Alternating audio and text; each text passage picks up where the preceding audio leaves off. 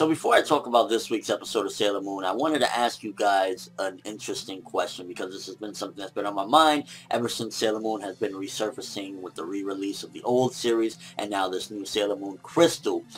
Do you think that at this particular point in this day and age with the new Toonami setup that it would be able to thrive and actually be relevant enough to the way they have the setup with Toonami in this day and age? Could they actually add it to the block, and would it survive being on the block? As far as would it bring in viewership, how would that work? Because back in the days, it was different when it initially, premiered on Toonami back in the days, because Toonami was different. It was just starting out. It was kind of like a nice blend of different things.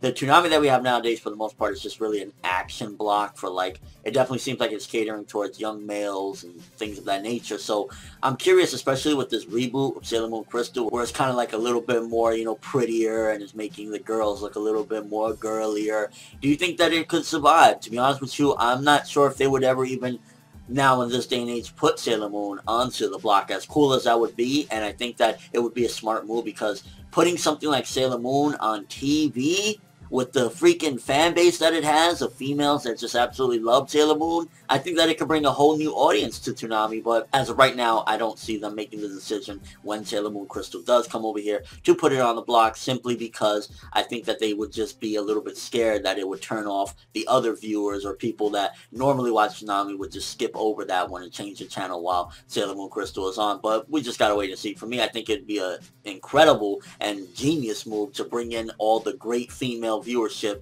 that they could with that. Now, with all that being said, this episode, I was waiting for this episode, and this might be the last episode that I talk about of Sailor Moon Crystal, simply because I really just wanted to chalk up to, at the very least, Sailor Mars' episode, because that is hands down the best of the Sailor Scouts.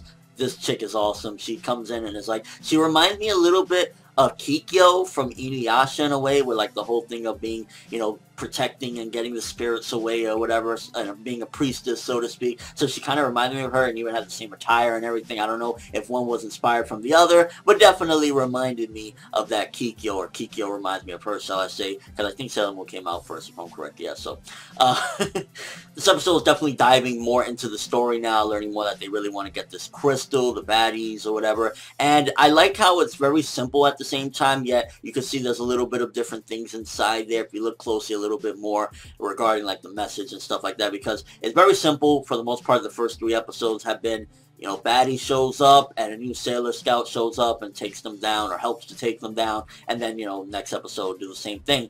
And this week's episode was kind of similar. It was a little bit different because Sailor Mars is, I guess, I don't want to say mythology, but, just her story is a little bit different, because she's always had these problems and, warding off the spirits or whatever. So it was kind of building up to that part in particular. And I enjoyed this episode for the most part. It wasn't the greatest or anything, and so far the first 2 episodes have been the same, because Sailor Moon starts off this way and then it ultimately starts leading up. I would say this is probably the best episode of the 3, because you're getting a little bit more into the villains and how desperate they are to get this crystal, and they actually were kidnapping kids, so that's a little bit dark right there. And I like how they brought in the Yuri undertones into the series, opposed to like the original series had none of that at all. They were trying to stay clear of that, because it's interesting how the times have changed. Back in the 90s, stuff like that was unacceptable. It was just like, oh, what are you doing? But this day and age, people live and let live, and that's the beauty of the day and age we're in. And Usagi is just falling in love with every chick that crosses her path, and I think that adds a very interesting dynamic to the character. She's not just a typical, oh, I'm whiny, I don't want to do this, but when it comes time, I'll be the best. With this character, it's kind of like you have those elements, but then you also have, ooh, she's kind of hot, and this is a chick. So I think that adds a nice, interesting element, and I'm glad that they incorporated that in this adaptation to the anime, because it makes for an interesting character. You don't really see that every day, especially with all the way people are always trying to hide this and that. It's like, no, Usagi likes bitches, I like bitches, Usagi, we can get together, especially hot chicks like Sailor Mars. Yo, give me that Sailor Mars. Her transformation, the best of the 3 thus far as well. I feel like this was the best. It was like the best transformation out of all the Sailor Scouts thus far. Sailor Moon, Sailor Mercury, and now Sailor Mars. Sailor Mars, best transformation thus far. Really just the flames and everything. It looks really nice. And when she's just about to go in, fuck shit up. So Sailor Mars, best episode thus far of Sailor Moon Crystal. And I just really like that they're keeping some of those elements of, like, the Yuri undertone, because that's part of Usagi's personality. It shows that that's what she likes. Maybe she's bi-curious. Who the fuck knows? And it's interesting how they're like having this tuxedo mask guy, and he's like here and there, but he's not really doing too much as of yet. definitely foresee, and from what I know, he'll be a little bit more relevant later on. But yeah, this episode, again, just introducing the best of the Sailor Scouts, and I'd imagine for the next few episodes, it's going to be a similar format where, like, we meet a new girl, and they got to help take down the baddies again.